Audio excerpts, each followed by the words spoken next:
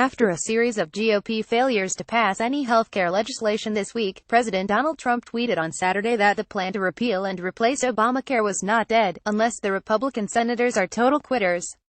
Earlier in the day, Trump used Twitter to declare that Republicans look like fools a day after they failed to pass a skinny healthcare plan, which he followed with threats to insurance companies and lawmakers. If a new healthcare bill is not approved quickly, bailouts for insurance companies and bailouts for members of Congress will end very soon, he said in a Saturday morning tweet storm.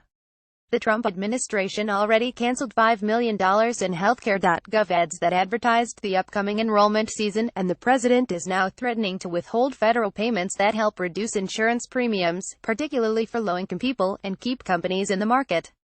Senate Minority Leader Chuck Schumer claimed that Trump was putting his thumb on the scale and toying with the lives of millions. If the president refuses to make the cost-sharing reduction payments, every expert agrees that premiums will go up, and healthcare will be more expensive for millions of Americans, Schumer said in a statement.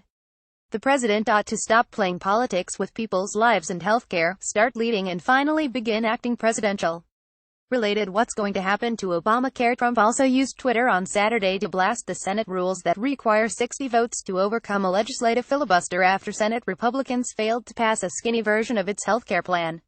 Senate rules state that 3/5 of the Senate must agree to end the debate over a piece of legislation and move to a vote, which is known as invoking cloture. A group of 61 senators from both parties sent a letter to Senate leaders in April that stated their opposition to eliminating the legislative filibuster. Republicans had avoided a filibuster in the first place by attempting to pass health care through budget reconciliation, which limits their actions to only impacting costs or taxes. Budget reconciliation only requires 51 votes and doesn't provide an opportunity for a filibuster, but the tactic also greatly hampered the GOP's ability to change the law. The president declared on Saturday that the Senate must get rid of the rule because it is killing the R party, allows Dems to control country. He added in a later tweet that Senate Majority Leader Mitch McConnell must go to 51 votes now and win.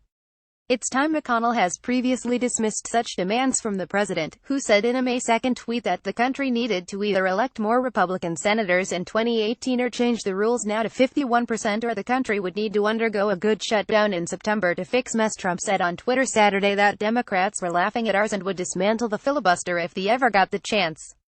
Later Saturday, Trump also took aim at China over what he said was that country's inaction on North Korea. North Korea on Friday conducted its second test of an intercontinental ballistic missile. It has conducted 5 nuclear tests since 2006. I am very disappointed in China. Our foolish past leaders have allowed them to make hundreds of billions of dollars a year in trade, yet they do nothing for us with North Korea, just talk, Trump said in 2 tweets Saturday evening. We will no longer allow this to continue, Trump said in the tweets. China could easily solve this problem. Trump's criticism of China came a day after U.S. Secretary of State Rex Tillerson in a statement called Russia's and China the principal economic enablers of North Korea's nuclear weapon and ballistic missile development program after the ICBM test. Tillerson said in Friday's statement that Russia's and China bear unique and special responsibility for this growing threat to regional and global stability.